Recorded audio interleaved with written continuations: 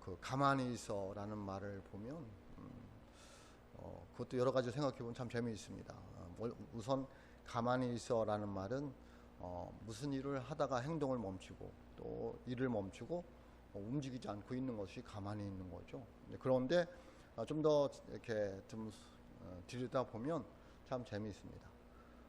가만히 있어의 느낌표를 달면, 가만히 있어 그러면 느낌표를 달으면 어떻게 되는 거예요? 네가 하는 일이 그르치니까 하지 말고 가만히 있어, 그런 얘기죠. 그러니까 불평과 원망이 섞여 있는 것입니다. 안 하는 게 낫다, 그런 뜻이 되겠죠. 가만히 있어 하고 느낌표를 붙이면, 거기다가 물음표를 붙이면 어떻게 될까요? 왜를 붙이면, 왜 가만히 있어 라고 하면 어떻게 되는 거예요? 남들 열심히 살고 있는데 너는 왜 열심히 안 살고 있느냐는 거예요. 나 힘들어 죽겠는데 왜 나와 같이 안 하느냐는 거예요. 또 실망하고 좌절을 하고 있는 사람에게 가만히 있으면 안 된다고 그렇게 말하는 것이 되겠습니다. 세 번째, 또 가만히 있어, 오늘 말씀 가만히 있어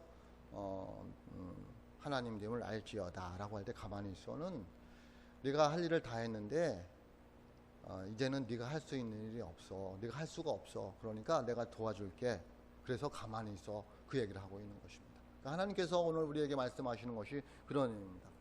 너희는 가만히 있어 하나님을 알지어다. 그러니까 너희들이 여기까지 고생하면서 왔다는 거예요. 지금부터는 너희가 할 수 있는 일이 없다, 내가 도와줄게, 그 얘기를 하고 있습니다. 그러면 여러분, 열심히 신앙생활한, 열심히 살아온 저와 여러분에게 하나님께서 가만히 있어, 이제부터는 내가 도와줄게, 그 음성으로 들으시기를 주님의 이름으로 축복합니다. 오늘 우리에게 주신 말씀은 시편 46편의 어떤 내용이냐면요, 구약시대에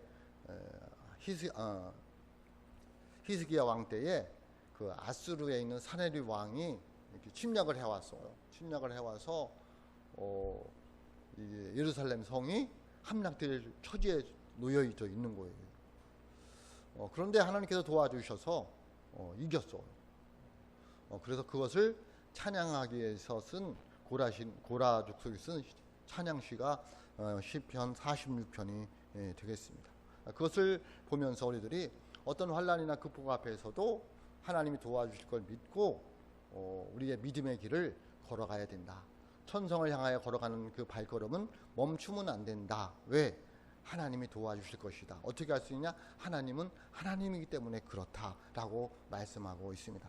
이 어려운 시대에 여러분, 하나님이 하나님됨을 알 수 있기를 주님의 이름으로 축복합니다. 그래서 어떻게 그럼 하나님이 하나님됨을 알 수 있을까요? 그것은 하나님이 하신 일을 보면 알 수 있습니다.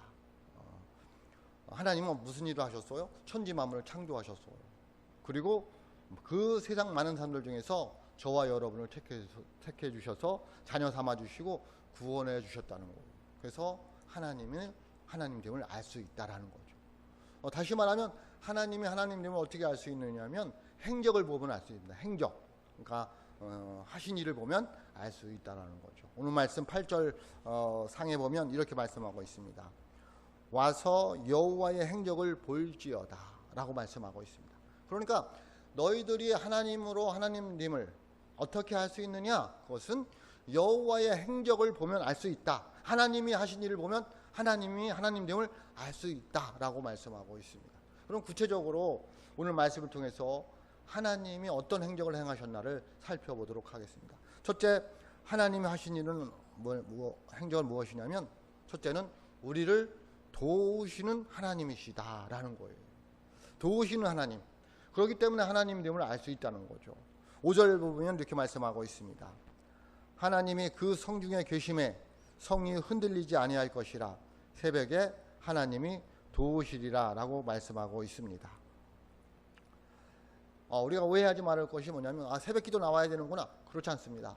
새벽에, 물론 성경의 역사를 보면 새벽에 역사가 일어난 것이 굉장히 많습니다. 그런데 새벽 기도 나와라, 새벽에 하나님 도와주신다, 그런 의미는 아니고, 하나님은 우리를 어떤 상황 속에서도 계속해서 도와주시고 계시다는 거예요. 그러니까 내가 알 수 없는 사이에 하나님은 우리를 도와주셔서 내가 그 어려움 속에서 나오게 되더라는 거예요.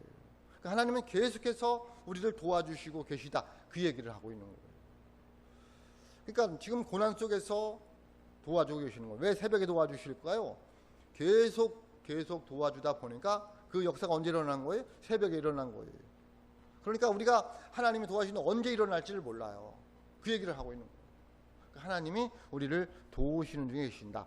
고통 중에도 우리를 도와주고 계신다라는 것을 의미하는 것이 새벽에 하나님이 도와주신다라는 의미가 되겠습니다.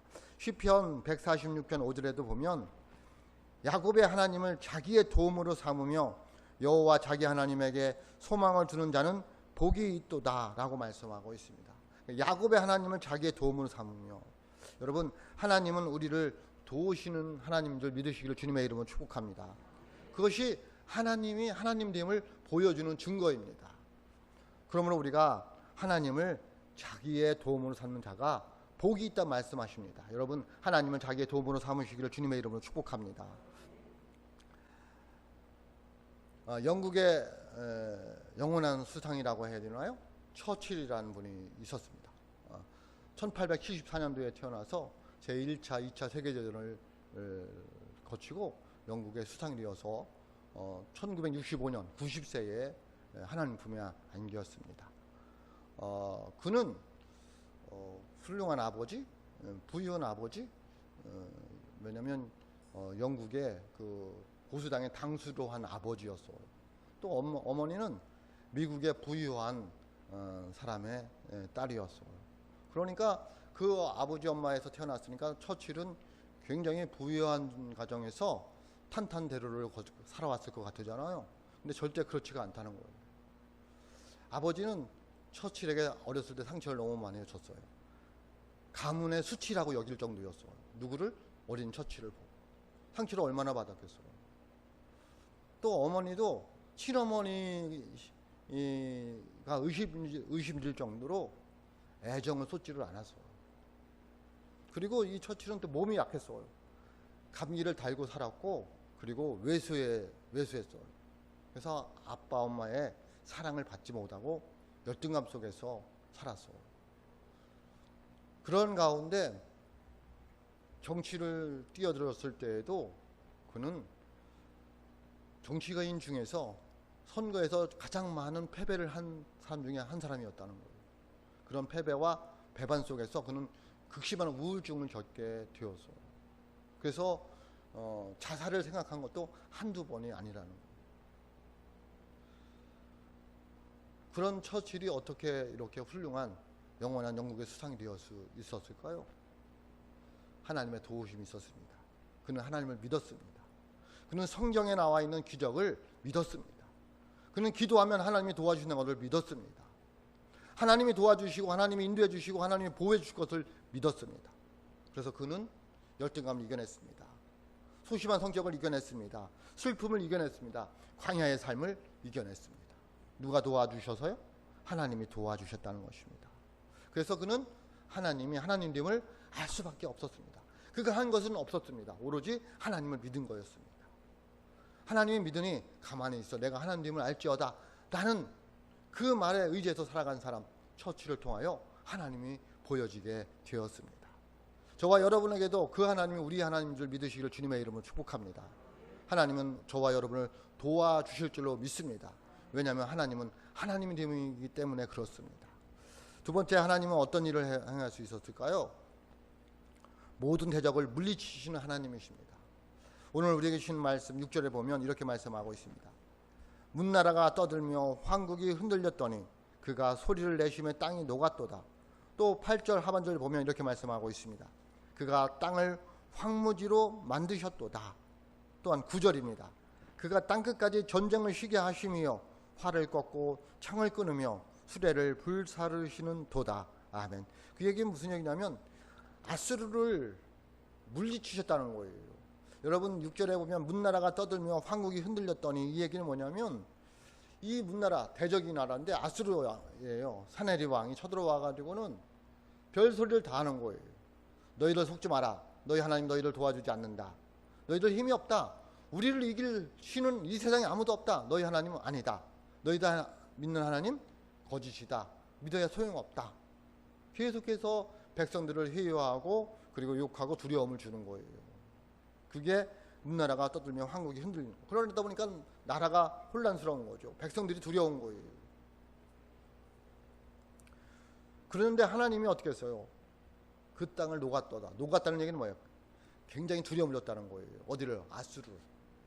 그리고 8절 하반절에도 보면 그 땅을 황무지로 만들어 버렸어요. 그들의 힘이 없게 해버렸어요. 대적을 물리치셨다는 얘기예요. 9절도 보면 땅끝까지 전쟁을 쉬게 하시며 활을 꺾고 창을 끊으며 수레를 불사르시는 도다. 아수르가 얼마나 힘이 있는지 그냥 다 모든 세계를 점령하고 싶었는데 하나님이 뭐예요? 그들 다 무찔러 버렸어요. 땅을 전쟁을 쉬게 하고 활을 꺾고 창을 끊으며 수레를 불사르셨어요. 아무리 힘 있는 대적에도 하나님 앞에는 아무것도 아니더라는 거예요. 그래서 하나님이 하나님됨을 알 수 있어요. 왜? 대적을 물리쳐 주셨기 때문에. 여러분, 오늘 시편 46편 배경이 그런 거슬러 올라가면 다시 말씀드리지만 열왕기하 19장 35절 이하에 나와 있는 내용에 보면은 아수르의 사나이 왕이 쳐들어왔어요. 쳐들어와서 있는데 도저히 이 이스라엘 백성들이 이길 수가 없어요. 그 대적은요, 우리가 이길 수 있는 걸 대적이라고 하지 않아요. 우리가 이길 수 없는 것들을 대적이라고 얘기하는 거예요. 그러니까 우리가 어떻게 해요? 할 수가 없어요. 그래서 우리가 가만히 있는 거예요. 그리고 하나님이 역사하셔서 그 대적을 물리쳐 주심으로 하나님이 하나님됨을 알게 되는 거예요. 근데 이 이스라엘 백성들에게도 이 아수리의 이 사나이 왕은 어찌 할 수 없는 대적이었어요. 그때 하나님이 하룻밤 사이에 이 아수르 사나이 왕의 군대들을 물리쳐 버리는 거예요. 열왕기하 19장 35절 말씀입니다. 이 밤에 여호와의 사자가 나와서 아수르 진영에서 군사 18만 5천 명을 친지라. 아침에 일찍이 일어나 보았더니 다 송장이 되었더라. 아멘. 누가 대적을 물리쳐 주셨어요? 하나님이 대적을 물리쳐 주셨습니다. 그러므로 하나님이 하나님됨을 알 수가 있습니다. 지금 여러분의 대적은 무엇입니까? 무엇이 여러분을 대적하고 있습니까? 하나님께서 그 대적을 물리쳐 주실 줄로 믿습니다. 하나님은 우리의 대적을 물리쳐 주심으로 우리도 하여금 하나님됨을 알게 해 주시는데요. 그 대적을 세상적인 것만 생각하지 마시고 영적으로 한번 생각해 봤으면 좋겠습니다. 그 대적은 누구를 말하고 있냐면, 이 대적이라는 말이 원래 뜻은 마귀 사탄을 말하고 있습니다. 우리를 힘들게 하고 마음에 병들게 하는 어두운 세력들을 말하고 있습니다. 그 어두운 세력들, 사탄과 마귀는 우리들을 침체하게 빠지게 하고 힘을 잃게 하고 그리고 절망하고 낙심하고 실망케 합니다. 그것이 마귀들의 특징이에요. 그래서 하나님을 못 믿게 하는 거예요. 하나님을 의심하게 하는 거예요. 하나님을 떠나게 만드는 거예요. 그러면 어쩌면 이 코로나19도 넓게 보면 뭐예요? 이 마귀 사탄들이 가져오는 거죠. 오늘날 잘 보세요. 어떻게 이길 수 있느냐는 거예요. 우리의 힘으로 안 됩니다. 한계가 있습니다. 누가 역사해 주셔야 돼요? 하나님이 역사하여 주실 줄로 믿습니다. 그 어두운 세력들, 대적 마귀 사탄들을 어떻게 이길 수 있느냐는 거예요. 근데 이 마귀 사탄들이 와서 또 우리를 뭐예요? 참소해요. 그건 고소한다는 얘기예요. 뭐라고? 내 마음속에 와서 속삭입니다. 너 이런 죄인이기 때문에, 이 죄를 졌기 때문에 너 아무것도 할 수 없어. 너 예수 믿어도 소용없다. 너 이런 죄가 있는데, 너 이런 능력도 없는데, 자꾸만 우리의 마음속에 와서 우리를 실망케 하고 좌절하게 하고 낙심하게 하는 거예요. 힘이 없는 거예요. 그런데 중요한 건 뭐냐면, 성령도 내 마음에 임하면 나에게 죄를 깨닫게 해줘요. 마귀도 나에게 임하면 내 죄를 깨닫게 하고, 성령도 나에게 임하면 내 죄를 깨닫게 해요. 그런데 구별을 할 수 있어야 돼요. 마귀가 임해서 내 죄를 깨닫게 하는 것은 나를 힘이 없게 해요. 나를 낙심하게 하고 좌절하게 하고 주저앉게 해요. 그런데 성령이 역사에서 죄를 깨닫게 하면 회개가 일어나요. 그 회개가 하면 내 마음속에 기쁨과 평안이 와요. 여러분, 믿으시길 주님의 이름으로 축복합니다. 구별할 수 있어야 돼요. 근데 많은 성도들이 성령이 임해서 회개하고 기쁨과 평안을 얻어야 되는데 마귀에게 넘어가는 거예요. 그래서 실망하고 좌절하고 낙심해서 하나님 앞에 안 나오는 거예요. 마귀가 노리는 거예요. 그 대적을 이길 수 있는 길이 뭐냐면 하나님을 의지하는 거예요. 누구를 의지하는 거라고요? 하나님만 의지하는 거예요. 하나님 말씀대로 살아가는 거예요. 아니, 회개하는 거예요. 마귀가 와서 너 이렇게 해서 너 못해. 그러면 오늘 회개해. 하나님, 저 할 수 있습니다. 나를 위해서 돌아가신 예수님 나에게 있지 않습니까? 하고 얼른 털고 일어나야 되는데 자꾸 거기에 빠져드는 거예요. 그래, 맞아. 나 같은 게 여러분, 나 같은 게는 마귀가 갖다 주는 속삭임이에요. 속지 마시기를 주님의 이름으로 축복합니다. 우리는 내 죄가 떠오르면 회개하면 되는 거예요. 하나님 도와달라고, 나 연약하다고. 그래서 내가 죄를 졌는데 하나님 도와달라고. 성령이 임할 줄로 믿습니다. 마음에 평안과 기쁨이 오는 거예요. 그러면 대적 이기는 거예요. 여러분, 마귀 사탄에 너무 속으면 안 돼요. 무서운 거 아니에요. 강력한 거 아니에요. 신도 아니에요. 더러운 것들이에요. 내가 이길 수 있어. 자만하고 교만하면 안 되지만 우리가 못 이길 정도로 이렇게 힘이 센 게 아니에요. 거기에 속고 있는 거예요. 하나님께서 우리의 대적을 물리쳐 주실 줄로 믿습니다. 그러므로 하나님이 하나님됨을 알 수 있다는 거예요. 하나님은 우리를 도와주시는 분이에요. 그의 행적을 보고 하나님됨을 알 수 있어요. 하나님은 우리의 대적자들을 물리쳐 주시기 때문에 하나님됨을 알 수 있어요.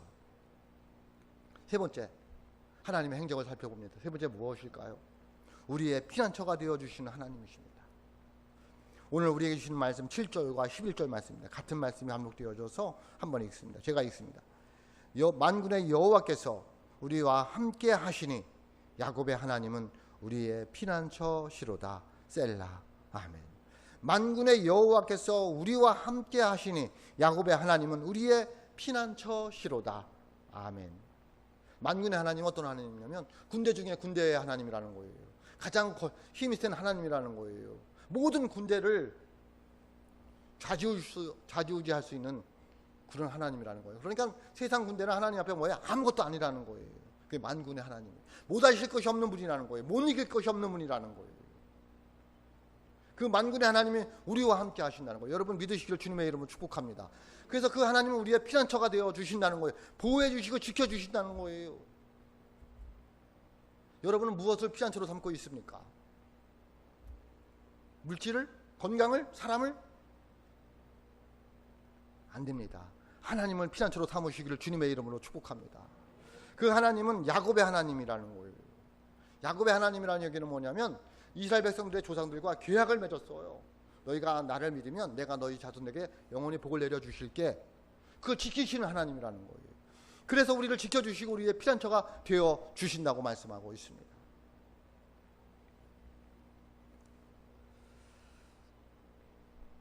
하나님은 우리의 피난처가 되어 주셔서 우리를 완전히 보호해 주실 줄로 믿습니다. 우리 인생에 곤고함이 왔을 때에 하나님은 우리의 피난처가 되어 주십니다. 경제적으로 힘들고 정치적으로 갈등이 있고 건강에 문제가 생기고 인생에 어려운 일이 일어났을 때에 우리에게 피난처가 되어주는 것은 세상이 아닙니다. 사람이 아니라는 거예요. 하나님이심을 믿으시기를 주님의 이름으로 축복합니다. 그래서 우리는 피난처가 되시는 하나님을 바라봐야 됩니다. 우리의 피난처가 되시는 하나님을 의지해야 됩니다. 환난 날에 어려움이 왔을 때에 적절하게 우리를 도와주십니다. 또 특별히 보이지 않는 세력들로부터 우리의 피난처가 되어주십니다. 앞에서 말씀드렸다시피 어두운 세력들, 마귀 사탄들이 왔을 때에 예수님께 피해야 됩니다. 좌절하고 실망하고 낙심하고 있어서는 안 되고 하나님께 나와야 됩니다. 예수님을 붙들으셔야 됩니다. 왜냐하면 하나님은 우리의 피난처가 되어주시기 때문에 그렇습니다. 더욱이 종말의 때가 다가오고 있습니다. 하나님은 종말의 때에 우리의 피난처가 되어주십니다. 마귀 사탄들은 오늘도 삼킬 자를 두루 찾아다니고 있습니다. 우리의 피난처가 되신 하나님께 기도하면서 이겨나갈 수 있기를 주님의 이름으로 축복합니다. 여러분 마지막 때를 슬기롭게 잘 준비하고 있습니까? 어떻게 마지막 때를 준비하고 있습니까? 우리가 하나님의 은혜 가운데서 주님을 의지하고 말씀에 순종하며 살아가면 그 마지막 때에 하나님이 우리의 피난처가 되어 주셔서 우리를 완전하게 보호해 주실 줄로 믿습니다. 우리를 천국으로 인도해 주실 줄로 믿습니다. 이 어려운 시대에 지금 여러분은 무엇을 피난처로 삼고 계십니까?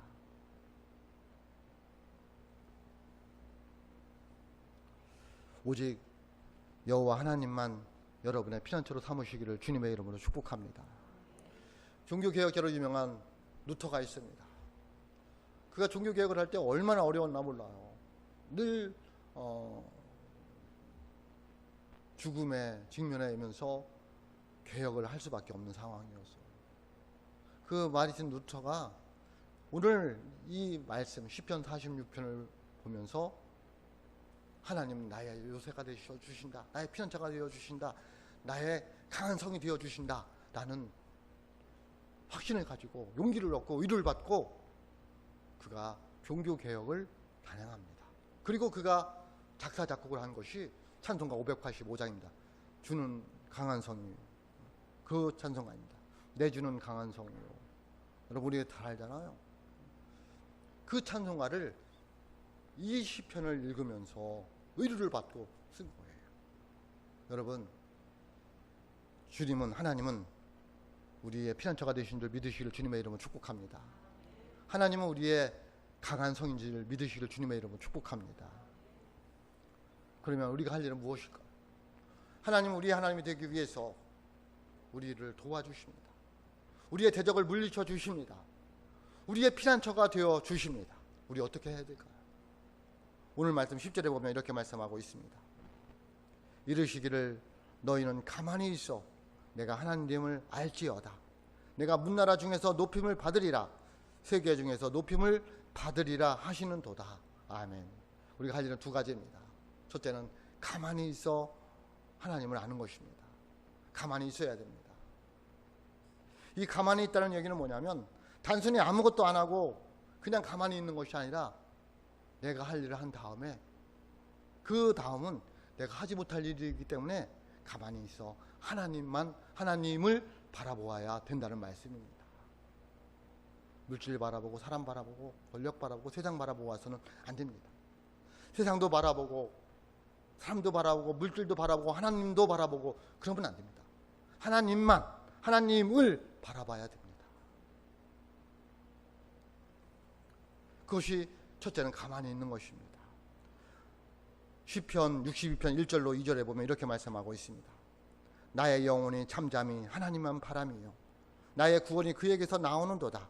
오직 그만이 나의 반석이시요 나의 구원이시요 나의 요새이시니 내가 크게 흔들리지 아니하리로다. 아멘. 하나님은 우리의 피난처가 되십니다. 우리를 도와주신 분이 되십니다. 우리의 대적자를 물리쳐 주시는 분이십니다. 우리 하나님의 앞에서 가만히 있어야 될 줄로 믿습니다. 하나님만 바라봐야 될 줄로 믿습니다. 하나님이 우리를 도와주시고 우리의 반석이 되시고 구원자가 되시고 우리를 흔들리지 않게 붙들어 주실 줄로 믿습니다. 지금 이 시대에 여러분 흔들리고 있습니까? 힘듭니까? 마음이 불안합니까? 다시 한번 하나님을 바라볼 수 있기를 주님의 이름으로 축복합니다. 시편 62편 5절 6절에도 이렇게 말씀하고 있습니다. 나의 영혼아 잠잠히 하나님만 바라라. 물은 나의 소망이 그에로부터 나오는도다. 오직 그만이 나의 반석이시요 나의 구원이시요 나의 요새이시니 내가 크게 흔들리지 아니하리로다. 아멘. 내가 할 일이 있고 하나님 할 일이 있습니다. 내가 할 일을 최선을 다해서 하는 것입니다. 그리고 가만히 하나님만 바라보는 것입니다. 하나님, 이제는 제가 할 수가 없어요. 제가 힘이 없습니다. 제가 능력이 없습니다. 나의 피난처가 되시고 도움이 되시고 대적처를 물리쳐 주시는 하나님, 저에게 하나님됨을 알려주세요. 기도할 수 있기를 주님의 이름으로 축복합니다. 하나님께서 역사하여 주실 줄로 믿습니다. 이스라엘 백성들이 모세를 통하여 애굽을 나왔습니다. 그들은 걸어갔습니다. 광야길을 걸어갔습니다. 하나님을 의지하고 걸어갔습니다. 그런데 앞에 홍해 바다가 놓였습니다. 뒤로는 이스라엘 애굽 군대가 쫓아오고 있습니다. 뒤로도 앞으로도 갈 수 없는 상황입니다. 그들은 가만히 있어서 하나님만 바라볼 수밖에 없었습니다. 그들은 거기까지 걸어왔습니다. 할 수 있는 데까지 걸어왔습니다. 그러나 이제 더 이상 할 수 없었을 때 그들이 한 것은 무엇이냐면 불평하고 원망하는 거였습니다. 지도자를 원망했습니다. 모세를 원망했습니다. 하나님을 원망했습니다. 그런데 믿음이 있는 모세는 틀렸습니다. 가만히 있어서 하나님만 바라봤습니다. 여러분, 우리는 어떤 사람들입니까? 내가 걸어갈 길은 걸어가고 있습니까? 내가 믿음의 길을 걸어갔습니까? 뒤로 물러서지는 않았습니까? 내가 믿음을 가지고 걸어왔다면 이제는 하나님만 바라볼 수 있기를 주님의 이름으로 축복합니다. 하나님께서 역사하실 줄로 믿습니다. 그들이 앞에 홍해 바다가 있고 뒤에 애굽 군대가 왔을 때에 원망 불평했지만 모세는 가만히 있어 하나님만 바라봤습니다. 어떻게 되었을까요? 출애굽기 14장 13절로 14절 말씀에 보면 이렇게 말씀하고 있습니다. 모세가 백성에게 이르되 너희는 두려워하지 말고 가만히 서서 여호와께서 오늘 너희를 위하여 행하시는 구원을 보라. 너희가 오늘 본 애굽 사람을 영원히 다시 보지 아니하리라. 여호와께서 너희를 위하여 싸우시리니 너희는 가만히 있을지니라. 아멘. 어떻게 되었습니까? 그들이 걸어왔습니다. 어디까지? 홍해바다 앞까지. 근데 그 이상 할 수가 없었을 때에 하나님만 가만히 있어 하나님만 바라봤더니 하나님께서 그들을 위해서 싸우셔서 바다가 길이 된 줄로 믿습니다. 그러므로 우리 내 길을 다 걸어가고 내가 할 수 있는 걸 최선을 다해서 하고 말씀에 순종해서 살아가고 하나님만 바라볼 수 있는 믿음의 사람들이 되시기를 주님의 이름으로 축복합니다. 하나님이 원하시는 거예요. 두려워하고 걱정하고 근심할 것이 아니라 네가 믿음의 길을 걸어왔으면 가만히 있어서 내가 하나님됨을 알지어다 라고 말씀하고 있습니다. 저와 여러분의 삶이 그런 삶이 될 수 있기를 주님의 이름으로 축복합니다. 두 번째는 하나님을 높여드리는 것입니다. 오늘 말씀 10절 하반절에 보면 그렇게 말씀하고 있습니다. 내가 문나라 중에서 높임을 받으리라. 내가 세계 중에서 높임을 받으리라. 하나님을 높여드려야 됩니다. 여러분, 하나님을 높여드릴 수 있기를 주님의 이름으로 축복합니다. 하나님을 찬양하는 거예요. 하나님을 두려워하는 거예요.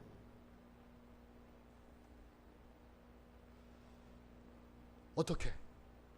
하나님이 하나님임을 뭘로 보여주셨어요? 행적으로 보여주셨어요. 우리가 하나님을 높여드리는 것을 무엇으로 보여드릴 수 있느냐는 거예요. 삶입니다. 여러분의 행동입니다. 여러분의 말입니다. 여러분의 삶을 통하여 하나님을 높여드리는 것입니다. 다시 말하면 저와 여러분의 삶을 통하여 하나님을 보여줘야 된다는 거예요. 하나님이 우리가 하나님임을 하나님이 행하신 일을 보여준 것처럼 너희들이 하나님을 높이려면 너희들의 삶으로 보여달라는 거예요. 누구의 세상에, 누구에게? 사람들에게. 오늘날 교회가, 오늘날 우리 성도들이, 목회자들이 세상에 하나님을 보여주고 있느냐는 거예요. 코로나19가 왔어요. 코로나19로 인하여 교회가, 목회자가 하나님을 보여주는 게 아니라 하나님을 욕먹이고 있습니다. 코로나가 교회를 망치는 게 아니라 이 코로나가 왔는데 코로나19 때문에 교회가 하나님됨을 보여주지를 못하고 있는 거예요. 우리 서원 베델교회는 이 코로나19를 통하여 세상에 하나님을 보여줄 수 있는 교회가 될 수 있기를 주님의 이름으로 축복합니다.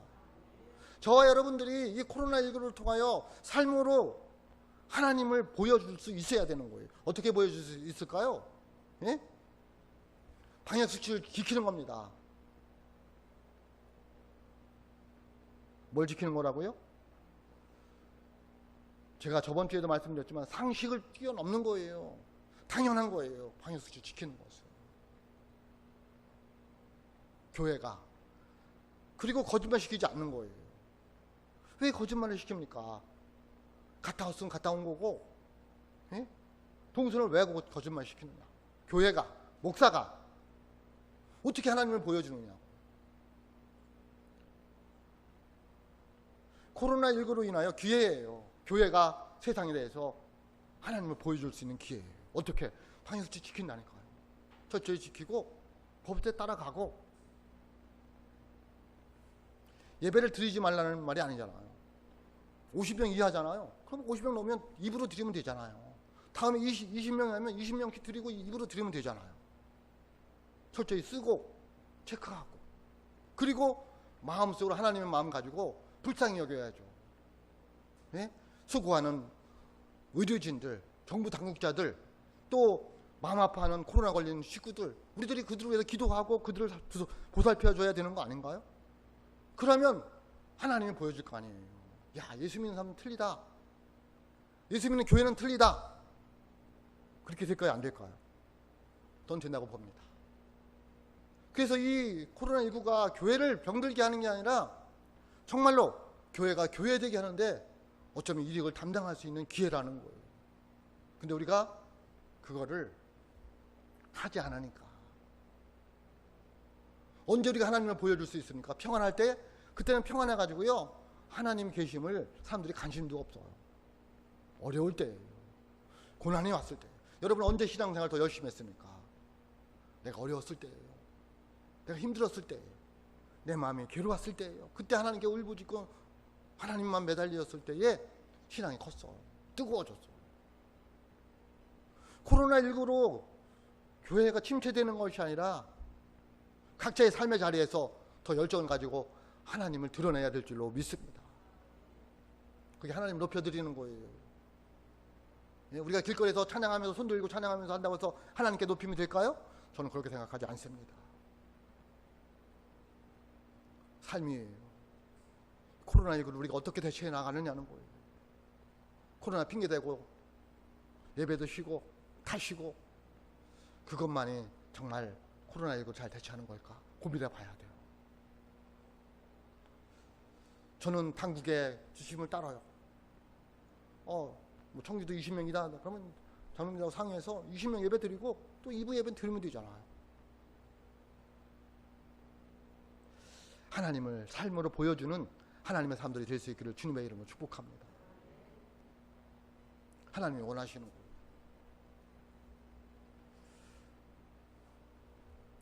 천성을 향해 나아가는 우리 믿음의 자녀들은 하나님을 나의 도움, 나의 힘, 나의 방패, 나의 피난처로 삼고 믿음의 퇴보를 모르는 삶을 살아야 할 줄로 믿습니다. 하나님은 오늘도 우리에게 말씀하십니다. 너희는 나를 하나님으로 인정해 달라. 하나님으로 하나님 되게 하는 삶을 살아 달라. 나는 너희의 도움이고 너희의 대적자를 물리치고 너희의 피난처가 되는 하나님이다. 그러니 너희들 삶 속에서 최선을 다하여 살아가고 세상도 바라보고 사람도 바라보고 돈도 바라보고 나도 바라보고 그러지 말고 하나님을 바라보는 삶을 살아달라. 그리고 힘들지만 삶 속에서 나를 높여주는 삶을 살아달라. 주님의 음성으로 들으시길 주님의 이름으로 축복합니다. 그러면 하나님은 우리를 끝까지 지켜주시고 도와주시고 인도하여 주실 줄로 믿습니다. 하나님을 하나님 되게 하는, 가만히 있어 하나님을 아는 하나님의 사람들이 다 되시기를 주님의 이름으로 축복합니다. 기도하겠습니다. 하나님 아버지,